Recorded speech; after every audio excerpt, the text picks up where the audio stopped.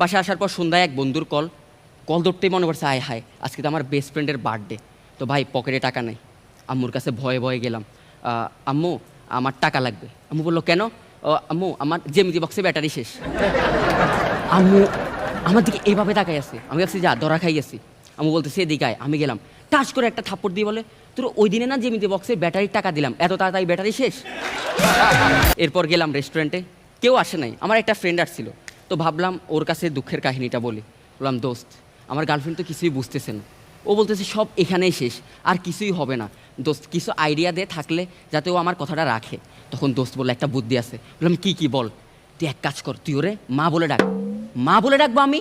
হ্যাঁ, কারণ পৃথিবীতে একমাত্র মাই আছে যে কখনো সন্তানের কথা ফেলে দেয় না।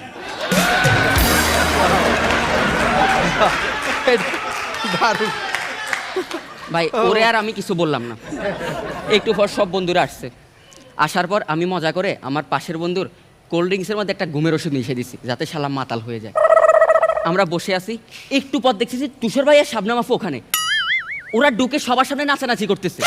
নাচানাচির এক পর্যায়ে তুষার ভাই শাবনাম আপুকে হাতের উপর উঠাই নিছে, উঠে নাচতেছে। ভাই এসব কি হচ্ছে? আমি অবাক। 5 মিনিট পরে বুঝছি আসলে ওষুধ মিশানো ওইটা আমি খাই ফেলছিলাম।